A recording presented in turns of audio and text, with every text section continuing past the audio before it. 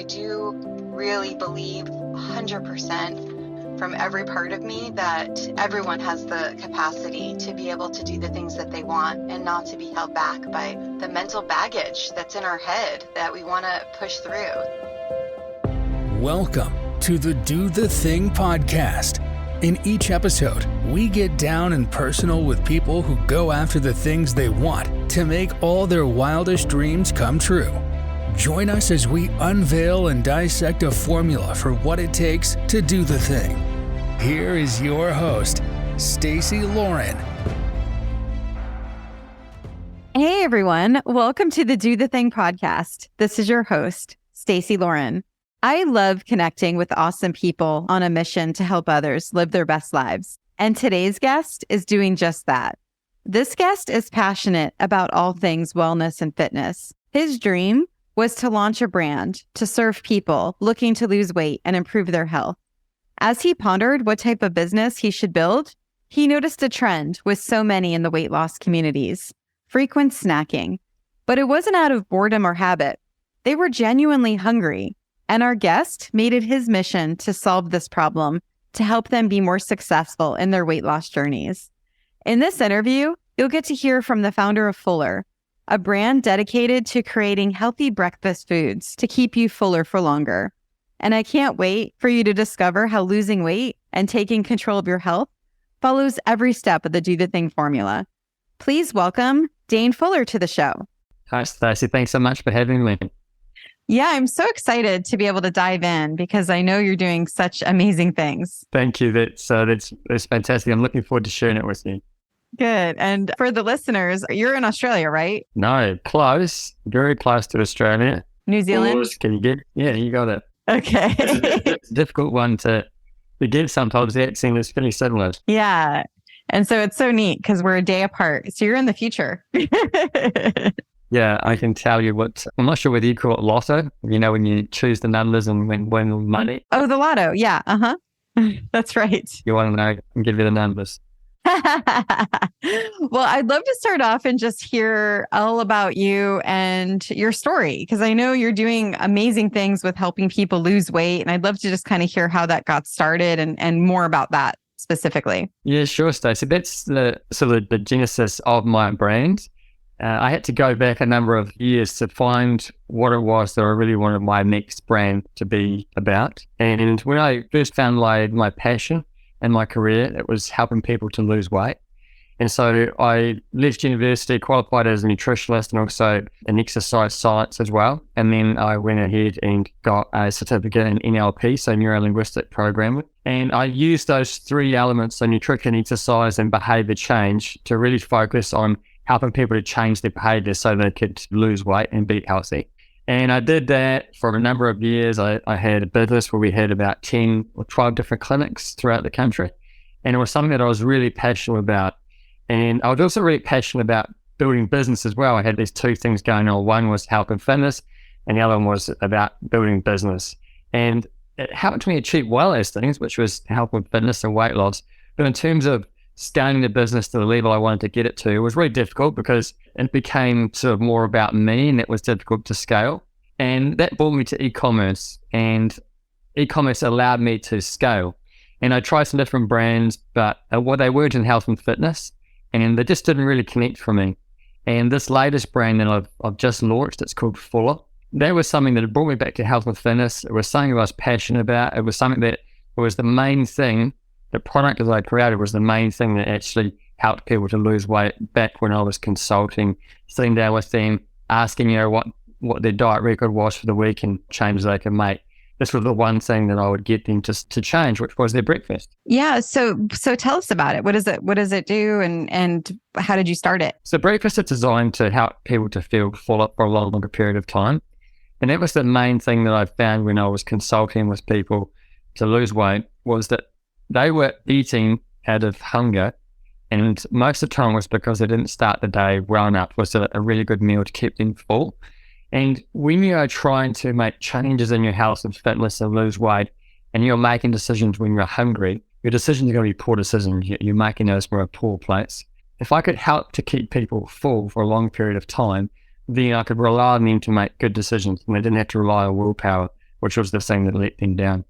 So this breakfast was one that I had designed for myself. I was a rower and I was a lightweight rower. So it meant that I had to have a really filling meal, which allowed me to train, that kept my weight off and also a really good level of protein and really slow release carbohydrates.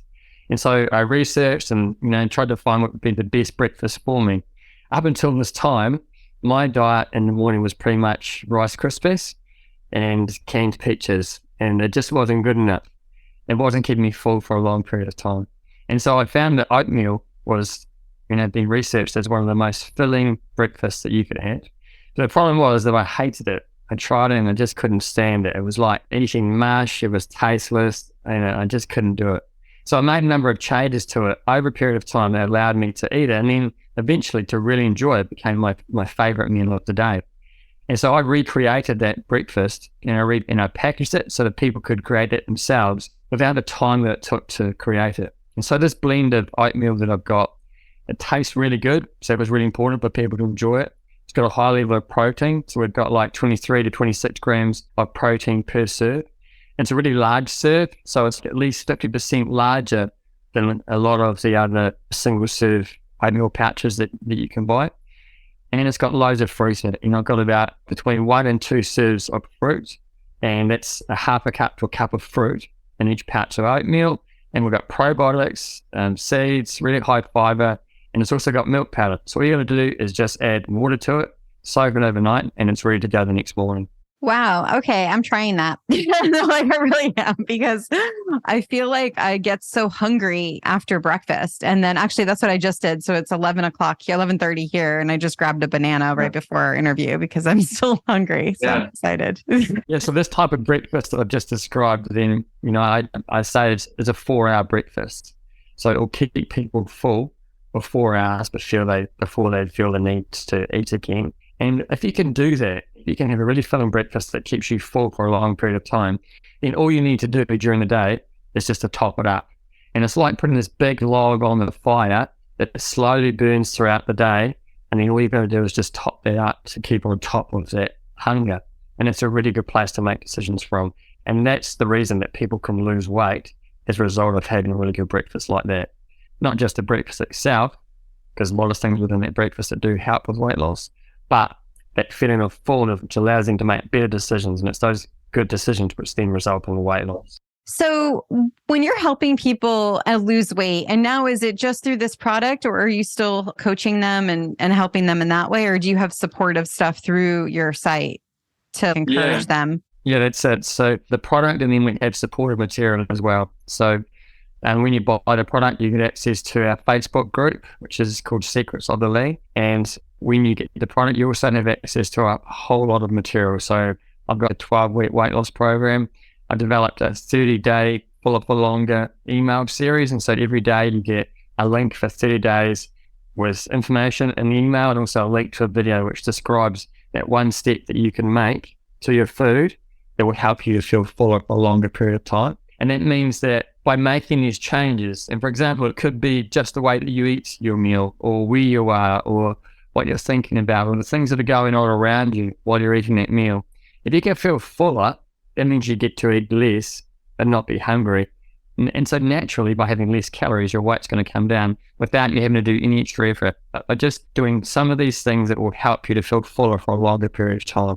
And so let's say we're talking to people that are looking to lose weight, what would be, so one step would be that for them to get this oatmeal or something that would help them be fuller in the morning. What would be another step you would recommend? Well, I think the foundation is nutrition, and that's where people should start. So normally what would happen when someone wants to lose weight, they think about exercise.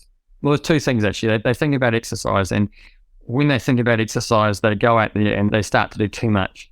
And so the main category of people that I really enjoy working with, and this product was designed for, is men. So busy men that are aged, over 40 years old.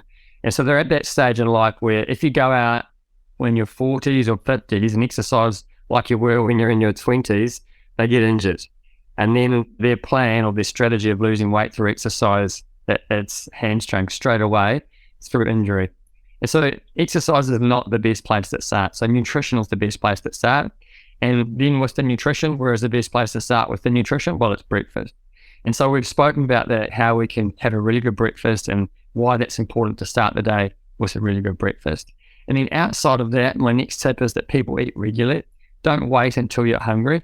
So the other thing that people really think they need to do is to be hungry. And they will eat and then not eat again until they feel hungry and then decide it's time to eat. But like I've said before, it's a really bad strategy because when you're eating and you're hungry, what you tend to do is you overeat and you eat the wrong types of foods. You reach for energy-dense foods. And so therefore my second tip is that people eat before they are hungry. So if you felt you were hungry at 11 o'clock when you had that banana, then it would have been better off for you to eat at 10:30 and to choose something that was going to be filling for you, and you ate it before you were hungry. So you've got much more control over what you eat and how much of it you eat. Yeah, I really like that. And I love the idea of noticing what your exercise levels are, because I think people automatically assume that you exercise more and then you're going to lose weight. But in fact, you could be doing the opposite. You're just not ready for it at the start of a weight loss program. Most people that want to lose weight, they don't have a good foundation of strength and fitness. And it takes about 6 weeks for your joints and your ligaments and your tendons to strengthen. And people don't give it 6 weeks before they wrap things up. The men that I spoke about, guys that are in their 40s and get out there gung-ho, normally it's at a change of the season. It could be springtime when summer's coming on, and they get out there and they start to run at the heaviest weight. This is at the heaviest that they are in this process of losing weight right at the beginning of a program. They're at the heaviest. And so when they go out there and they're running, for example, there's a lot of weight and pressure going through the joints, and it just predisposes them to injury. And from the experience that I've had helping people to lose weight, injury is a real killer. And it's often the thing that tips people off this cart of changing their behavior is injury. And so we've got to try and prevent that in the beginning. And you can make a lot more progress in terms of the amount of weight that you lose by focusing on nutrition, first of all, rather than exercise. Exercise is really important. I love exercise. I exercise a lot myself, and it's really important. But I invite people to do that after they've made some progress with losing weight from nutrition. They've got a foundation of nutrition. And then once that starts to peter off, or the weight loss starts to peter off from the changes they've made to their nutrition, it's then they can start to ramp up their exercise. And so I advise them at the beginning of a program, focus 80% on nutrition, 20% on exercise. And the 20% on exercise is just about forming the habit of exercise. It doesn't matter what you do. If you just get out there and exercise, walking the 20, 30 minutes 3 times a day, that's fine. Your focus is just on developing that habit.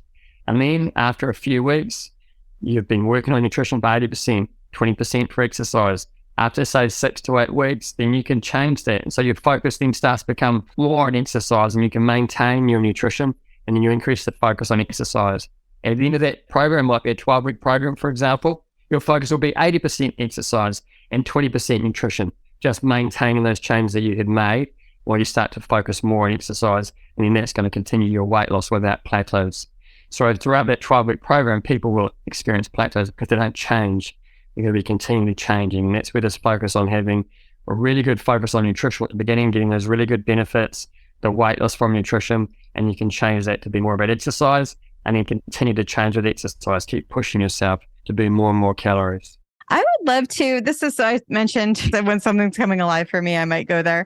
And are you open? I have a Do the Thing formula, which I feel like I want to go through with you on helping people lose weight. Is that okay if we kind of go through the acronym? Okay. Yeah. So with the Do the Thing formula, it's an acronym and it's I'm game. And then the initials basically stand for, we'll kind of go through each one. And I'd love to hear how you help people through your program company to be able to help them do these certain things. So we're starting with the I in I'm game, which is identify the why. Is there a way that you help people identify the why when it comes to losing the weight or getting healthier and caring more about nutrition and being fuller for longer? Yeah, I think that's really important. That is definitely the best place to start, identifying the why. So I agree with you 100% there. And then often we jump too much into the how without thinking about why. And that's fine to get started, but we forget that the going gets tough, and it gets really tough, and we can relapse out of our changes. We don't have a strong enough why. And so at the beginning of the program, then I think back to when I sat down with my clients, my first session was really digging in to discover what is the why? Why do you want to change? And so I would ask them what life is like now. What are the things that upsets them? What brought them here? And they talk about things like, well, I saw a photo of me recently. It was at a function or a family Christmas event, and I was the fattest one in the photo, and I just couldn't look at myself. I was embarrassed by what it looked like. And then you can start to dig into that a little bit further and what that means. And you can find a why. So why do you want to change? Well, I want to lose weight. Well, how would life be different? Well, I would feel more comfortable in that family setting. I wouldn't be so self-conscious anymore. And what would that mean? Well, I could feel proud. And then it might come back to their children. I'd be a good role model to my children. So you need to just keep digging and find why. Why is it that you want to change? And a good question for that is, how will life be different for you when you reach your goal? What will be different? And often people don't think that far ahead. They say, I want to lose 20 pounds, I want to lose 30 pounds. But how will that make your life different? What will you be able to do that you find difficult to do now? What type of person would you have to become to live that type of life? I've actually been exploring this identifying the why a lot lately, but I've always put it to identify why do you want to do the thing, meaning whatever the thing is in front of them. But I love the idea of asking, why do you want to make a change? Because that is really doing the thing, right? Is making any kind of change. Yeah, it's making a change. And I think it's really identifying what is it about your life now that is upsetting or that's uncomfortable, that is holding you back. You need to know exactly what that is, what that pain is. And then you need to look at the opposite and to find some pleasure in the future. So how would life be different if that wasn't there anymore? What types of things would you be doing at this weight that's 30 pounds lighter? Because it's not just the weight, it's what you can do at that weight. Just like if you said we wanted more money, we wanted to wake up and see $1 million in our bank account. Well, having $1 million in a bank account doesn't necessarily immediately make our life better, but what types of things could we do in our life with that $1 million in the bank account? How would that make our life better? What would we do? How would we feel? And so people can have a really good picture. So I asked them to paint a picture of that future in their mind and write it down. And that's really powerful to pull them forward. So they can be pushed forward from the negative state that they are currently in and understand why that is, but also paint this picture of the future to know what it is that's pulling them forward, but also to know when they arrive. Because often people will have this really subjective point of view when it comes to weight loss of, I want to lose 30 pounds. And then they lose 20 pounds, they lose 30 pounds, and they don't know when to stop because that goal that they had, it wasn't really clear enough. But if it was they wanted to wear this dress or this suit that I've got in my wardrobe, I want to be able to wear that to my daughter's wedding. I want to be able to, walk down the aisle and look great in the photograph, and I want to be able to run for 10Ks or whatever. So something that's really descriptive. When you've reached that point, your estimation of 30 pounds might have been wrong. Maybe you need to lose 40 pounds to do all those things, or maybe it was only 20. And so that goal of weight loss is an estimation. It's not the end goal in itself. That picture around of all those things you want to be and achieve, that's the goal. So unless you know exactly what that is, what that picture looks like, you never know when you've achieved it. And people get stuck in this cycle of continually losing weight all of their lives, up and down, up and down. They never know exactly what it is that they want. They just think it's a number on a scale. Okay, so now we're going to the next letter. So we did the I in I'm, which is identify the why. And now we're moving on to the M in I'm, which is mindset. I'd love to hear how you approach mindset in terms of losing weight and getting healthier. Well, mindset and weight loss is typically about one thing, and it's about willpower. That's what people think it's about. They think it's all about willpower. And the thing with willpower is that it's a fantastic thing to have and it's a great thing to get you started. But when you need it most, it will not be there for you. Willpower will let you down. Willpower is a great short-term solution.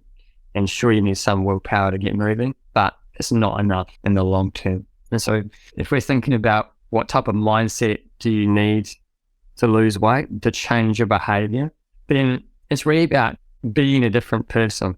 And if you can think about your values and beliefs, use those to help you to move forward, to be somebody different, then that's the mindset that you need to try and find.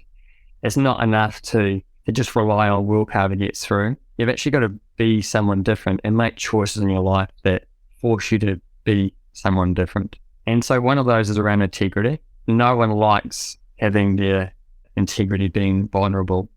And you've got to put your integrity on the line by disclosing what it is that you want to achieve, so you can do that to yourself. And then you can write it down, you can share it with other people, and then you can make it public. And so by making this public, your integrity goes on the line to what it is that you want to achieve. And often people are really scared to do that because it's frightening. And like I said, you've got one of the most valuable things on the line, it's your integrity. And so they keep it to themselves. They keep their weight loss goals to themselves and then share it with anybody else. And while they do that, they have left the door open, it's slightly ajar for an easy exit. When the going gets tough and willpower lets them down, they had left that door slightly ajar and they slipped out when no one's looking. So when it comes to mindset, for me, it's really about putting your integrity on the line to have to be someone different, be forced to be someone different than what you currently are.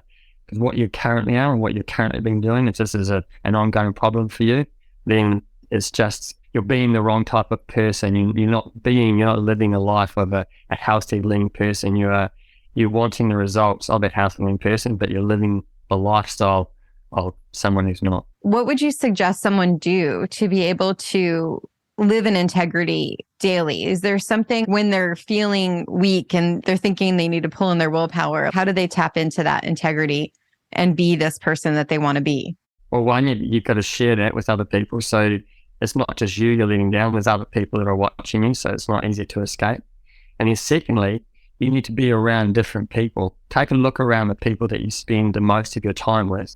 If they are inactive, if they are overweight, if they are unhealthy, then naturally you are going to be drawn to that type of behavior. When you go out with a group of people socially, you are going to mimic their behavior. You're going to eat the types of foods that they eat and drink as much as they drink, and do or don't do the types of things that they do. So to change who you are, you've got to be around different people. And so the best thing that people can do is to join different sports, join a different exercise group of people. And let's say, for example, you join the gym, but when you join the gym, you joined like an aerobics class or some type of group fitness class, or you joined a cycling group that goes out cycling every weekend. When you're around those types of people, then you are going to feel drawn to them just like you did to your other group of people, but you want to fit in with them. So you're going to wear the same types of clothes as them. When you go cycling with the cycle group, they're all wearing Lycra, and you're not used to wearing Lycra, you're going to feel a bit weird. But if you turn up and you're not wearing Lycra, and everyone else is, then you're going to feel weird. So you change your behavior according to the group norms. And you're going to do the types of exercise that they do. When they talk about food that they're eating, and you might sit down and go to a cafe, and you're going to be learning from them and do the types of things that they do. And some of the most successful clients that I have had, that is what they have done. They have changed who they are, they've changed how they be by joining different groups, joining cycle groups, or getting into triathlons, getting into an Ironman. And so that type of sport, it helps them to change their behavior, not just through the exercise that they do, but the people that they are around. That becomes a social norm for them. And it's easy for them to make decisions to fit in line with that group. They're not fighting against nature. They're going with the flow. And so my advice is that people will join a group of people that are different, that are achieving things that you want to achieve, that look the way that you want to look. When it comes to sport and health and fitness, there's so many different types of groups that you could join with the people that you want to be like. I just did an expert panel for a Start a Book Challenge that's coming up in March. And one of the experts on the panel had just written a book. It's coming out in June called My Father's List. And it's basically, she talks about how her father passed away when she was younger, and she had just discovered his bucket list of all the things that he wanted to do in his life. And then she basically did all his bucket list. And she mentioned that what drove her to do this is when she was working at this one job, it was a magazine job. I can't remember the name of it, but they were all runners. And so she started running rather than doing happy hours. Sometimes at a company you might do happy hours and things like that. But instead they were all runners and she wanted friends. So she started running. And that's how the grief of her pain of her losing her dad, and then her being able to almost be set free to start doing this bucket list came up because she started running. So what's coming to your mind as you're talking is that's even just a starting point too, because once you're around these people, you not only get to be where you want to be, but you get to open yourself up to all these new things that you didn't even know you could do. Yeah, that's right. And start to be like them. And if it means wearing lycra and you're uncomfortable wearing lycra because you don't like how you look, you're overweight, that's a really good motivation for you to change your behavior, to lose weight. So you lose that discomfort of feeling this sort of social anxiety of wearing lycra. So some of these things are they're on the background, the things that you might not realize, they're actually working to help you change your behavior. But not just the exercise, but it's all those social norms that we discussed. Okay, I'd love to keep going. So that was great so far. Now we're on to game, and we have the G in game, which is goals. I'd love to hear how you approach goals in terms of losing weight and getting healthier. Yeah, so with goals, then the first thing which we've already discussed so far is talking about why someone wants to change. And then we would set a vision. So what's the vision that they want to move into? How is their life going to be different when they can change their behavior? And then as a result of that change in behavior, then their weight will come down. And then you can set this, when you think about the vision of what it is that you want your life to be like, so types of things that you can do, be and feel at this lower weight, then you would set a goal, which you think, I would need to be this amount of weight to be able to live that vision out. And so that's a goal, but it's not a fixed goal. That can be flexible. And so you know what your vision's going to be, and that's the one that keeps you on target. And it's an estimate. Your weight is an estimate of the weight that I would need to be at, or the fitness that I would need to achieve to be able to live out that vision. And then you can break that goal down into targets. And so the targets become really important. So targets are much more measurable, and these are measurable regularly. So that's important, that you can measure these targets. You can measure these targets weekly, and some of them will be monthly. And those targets will keep you on track. You can change your strategy if you need to, if it's not working.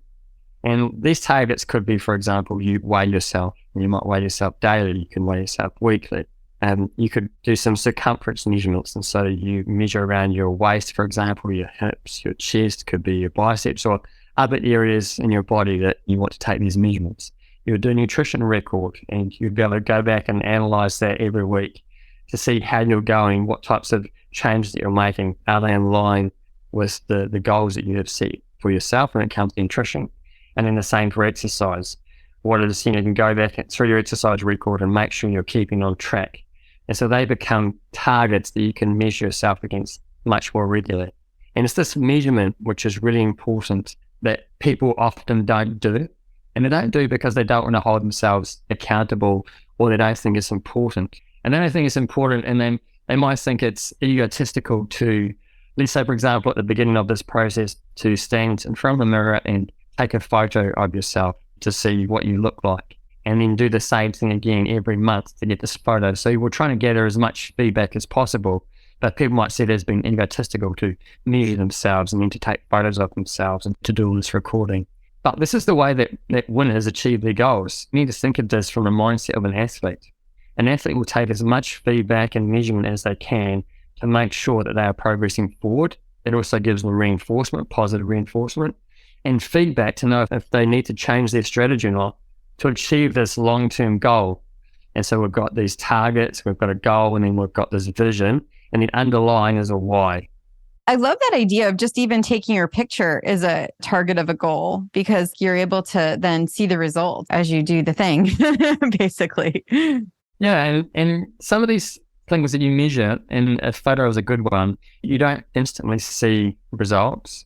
And if we have a target like that, which is from a photo, and we can look back over time and compare one to the other, then we see the stark contrast, and it gives us a really positive feedback of, oh yeah, wow, I have changed a lot. But if we see ourselves every day, the slow change, we don't notice it. Other people might notice it and say, oh, well, you've lost weight, but we don't really see it so much.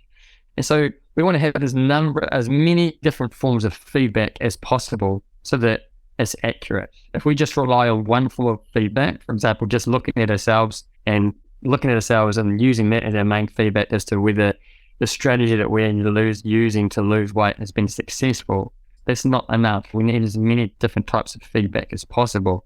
Some of that is subjective, how do we look and what feel. And some of that is very objective, what are these measurements? What's my weight? What's my circumference measurements? We need as many as possible. We talked about the next letter a little bit. So in game, we did goal and now we're doing A, which is accountability. And you had talked about sharing it with other people so then they can help you stay in that integrity. And I was just wondering, what are some other ways that you think you can hold yourself accountable to be able to lose weight and be healthier? Having a coach can be really important.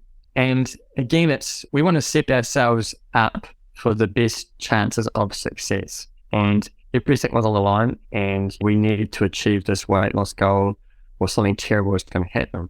It would make sense that we would give it our best shot. And within that would be getting a coach, someone to support us and help us. And exactly the same as an athlete, any athlete that really wants to achieve, they're not going to do it without the support of a coach. And so in your weight loss goals, in your health and fitness behavior changes, you want to make sure that you get a coach as well. You can get a coach in different areas of expertise. So one could be around nutrition. So it could be a dietitian or a nutritionist. Another one could be around exercise, and that could be a personal trainer. Another one could be around your mindset and behavior, and that could be a psychologist that you go and talk to, a counselor that can help you out with changing your behavior. And so I would choose the one of those that, one, you can afford, two, that you can do regularly. So ideally every week would be much better. And three, an area that you think is going to make the biggest change to your life, to your outcome or success. One that you're struggling with the most. For most people, it's going to be nutrition. For some people, it might be exercise and getting a personal trainer to help to motivate them to start this regular habit of going to the gym. And for other people, it might be mindset. They might be dealing with some issues from their childhood or within their own family life, so making it difficult for them to change. And by going to see a counselor or a psychologist, then that is going to benefit a whole lot of other areas in their life as well. It may be impacting the food that they eat, which leads to weight gain. Okay, so this is cool because we already talked about the next letter, but I'd love to hear if you have any other thoughts, because I think I agree with you that this is one of the most important things. So we talked about the G in game, which is goals. We talked about A, accountability. M, are you ready? Mm. M is my people.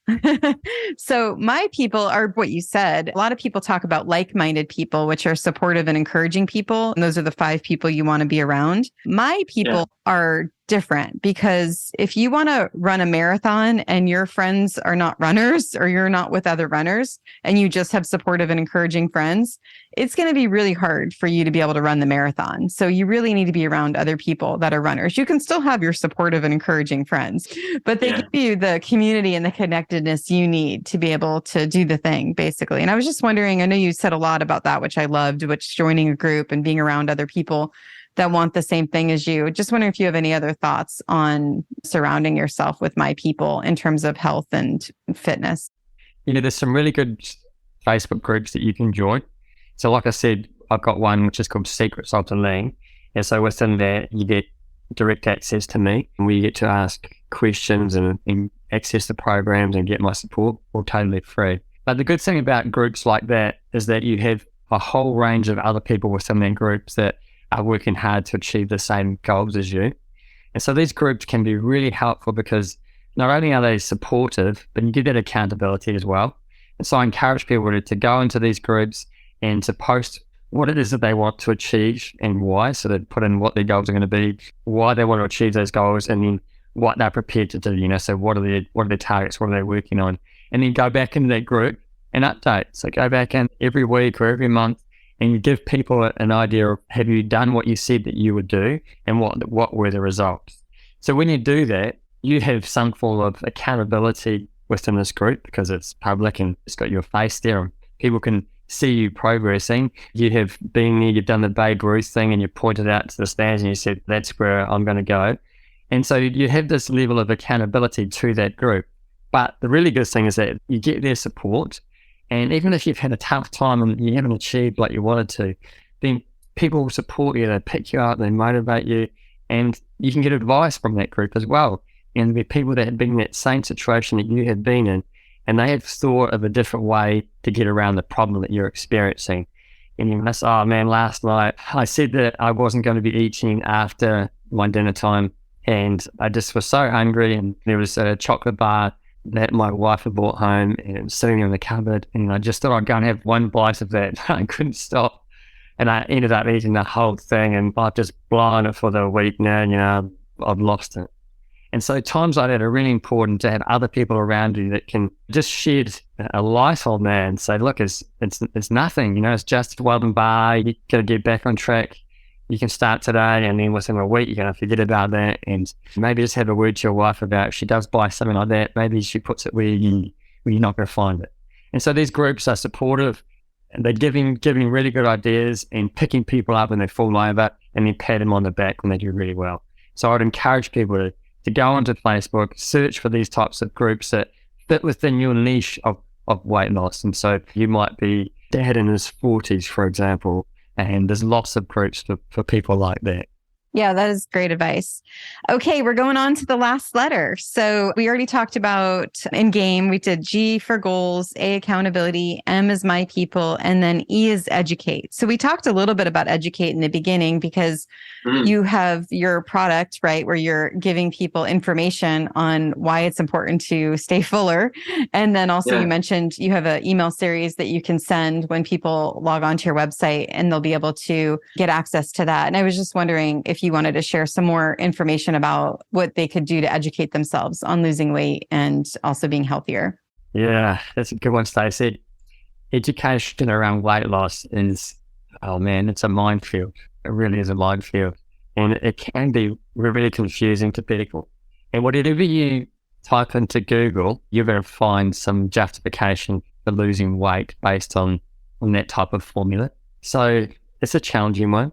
And my advice to people is just to be educated by professionals, not by people who have lost weight and you just want to find out how they did it. That you see this image of this person and they look fantastic. You want to look like that, and you want to find out how they did it. And this is often the route that people take when it comes to weight loss. It's to hear the story or to see someone who has made this fantastic change, and you just want to do what they did. But there's a couple of things with that don't work out. One is that you don't know what their full story is. And you might see them at this point, right? You see this person, you haven't seen them for a couple of years, and you go, oh my God, you look so different. How did you lose so much weight? You're like 50 pounds lighter than what you were. And so they say, I only ate carrots for bloody breakfast or whatever, some weird thing that they did. So you think, right, that's the solution. I'm just going to eat carrots for breakfast as well.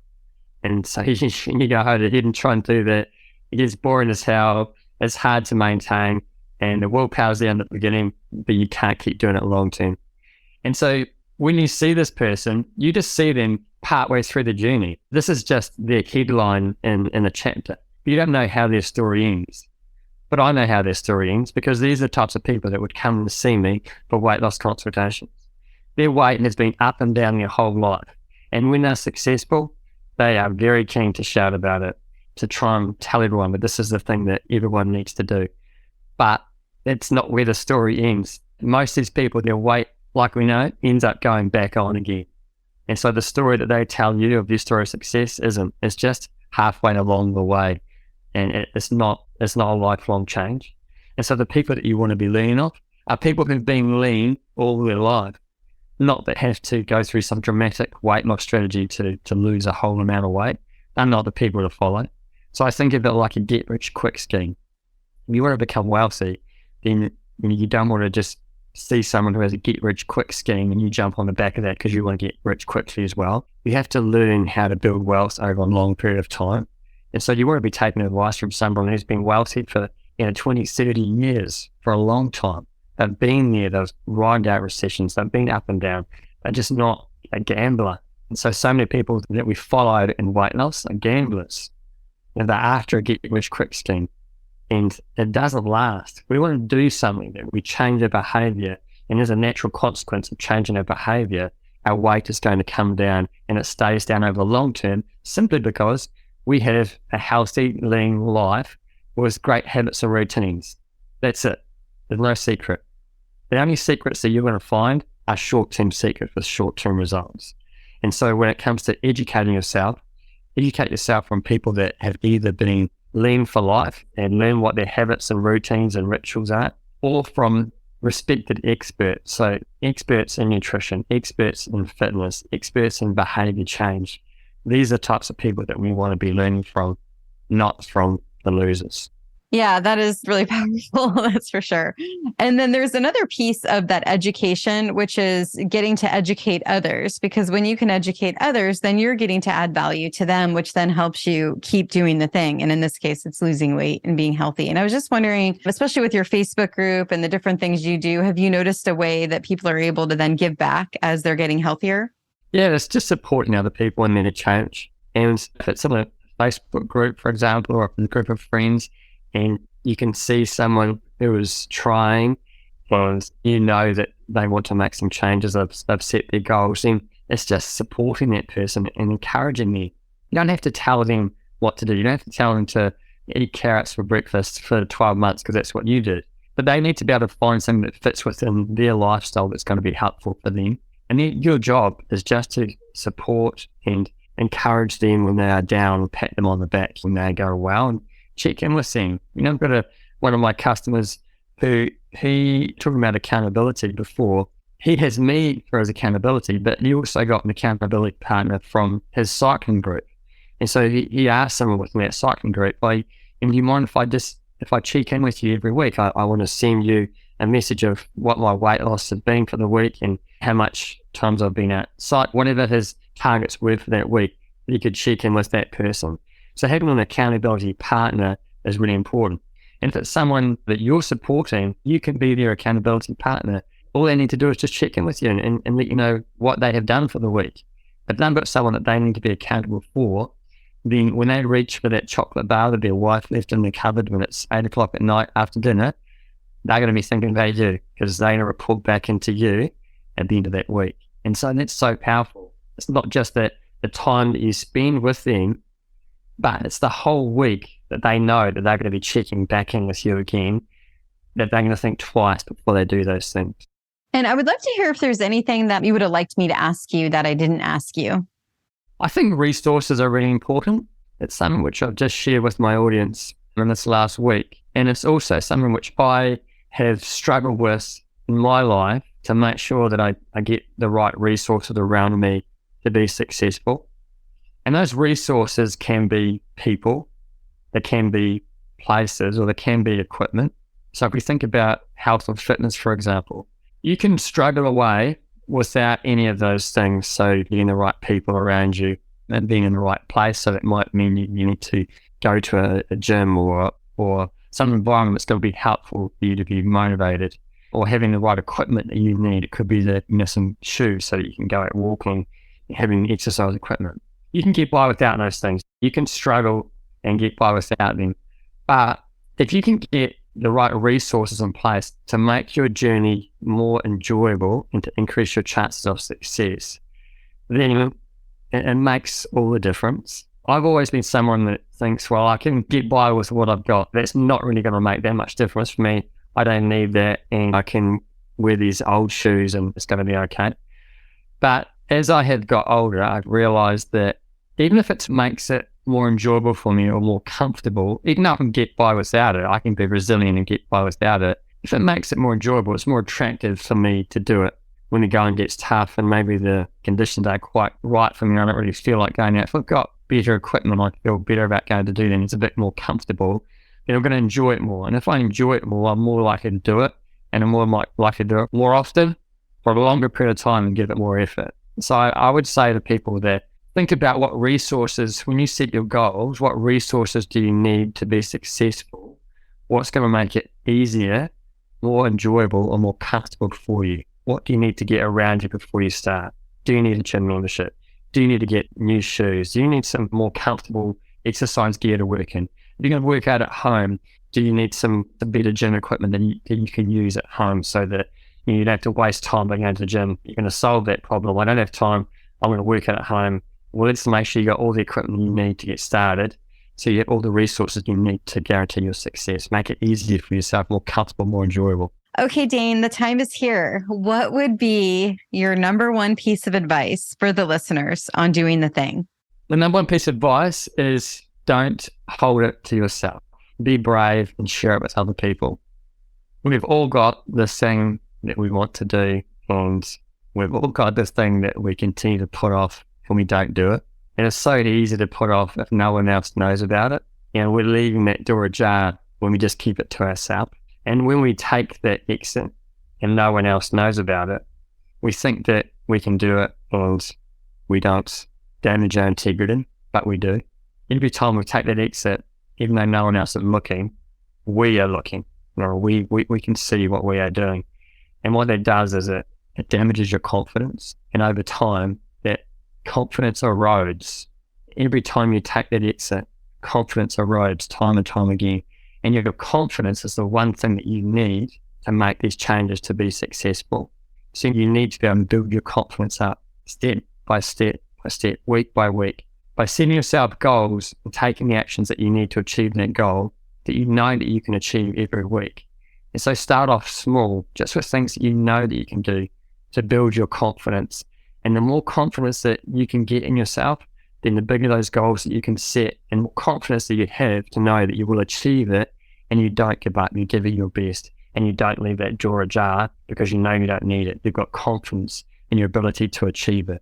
And so my advice to you is to share your goals with other people, get their accountability. And when you do that, I tell you what, it's much harder to open that door and quit. You know that your integrity is on the line and other people are watching you, because that's the most valuable thing you have. It's who you are. It's your ego on the line. It's your integrity. So share it with other people, put it on the line and do that, and you make your chances of succeeding tenfold to what they were when you keep it to yourself. Great advice. I would love you to share where they can find your products and get in touch with your community and be a part of all of the good stuff you've got going on. Thanks, Stacey. So if you would like to try our breakfast and if you would like to get our support, then you can find our Facebook group. It's called Secrets of the Lean. So you can search in the Facebook group Secrets of the Lean. It's a weight loss group specifically for men, busy men who want to lose the weight. And then if you want to try a product, you can go over to eatfullerfood.com. That's eatfullerfood.com. And you'll see our products there. And you'll also find them on Amazon soon enough, probably about in the next couple of weeks. We're going to be on Amazon, which is March 2023. You'll find it on Amazon. Again, Fuller, Eat Fuller Food. Do you have other products that you're thinking of starting, or is it going to be the oatmeal? Yeah. I've got lots of other products, and they're all based around breakfast products that are going to be fast, healthy, and keep people full for a long period of time. And so the idea is that everything that we eat, it needs to be a really filling food. And so most filling foods, they take a lot to prepare. There's a lot that goes into it. You think about, making a salad, for example. So I want to be able to make these, and so that it eliminates speed. So people can make these within 30 seconds and consume it within a minute. And so there's no excuse for skipping breakfast. So it's fast, filling, healthy, no sugar added. And I've got a whole range of different types of breakfast products that fit in line with that I want to be bringing more. Yeah, and I like the idea. You're starting off with a psychological win because you've started off eating healthy and then you're feeling full. So you've already won the day, pretty much. Yeah, exactly. You've won the day, you've had a breakfast. And it's not like you look back your day and think, oh man, I struggled, I was tired, I was hungry, I had that piece of cake that they bought at the office meeting, and I grabbed some impulsive purchase from the snack shop when I shouldn't have done it. And you sort of look back and you beat yourself up. But a really good way to start the day with a win is by making sure that you get out the door with a really good breakfast inside you. You've got that foundation that you need to make some good decisions throughout the rest of the day. Perfect. Thank you so much for coming on, Dane. This has been amazing. I really appreciate you taking the time and going through this with me. Thank you, Stacey. I really appreciate it. It's fun for me as well, and I really enjoy talking about this. So thanks for giving me the opportunity to share it. Thanks for listening to the Do the Thing podcast. We hope you enjoyed the show, but even more, we hope you'll be inspired to do the thing. Do you have a burning question on doing the thing that you'd like answered? How about an inspiring do the thing story of your own that you'd like to share? We'd love to hear all about it. Just leave us a voice message at dothething.callcast.co or email us at hello@dothethingpodcast.com.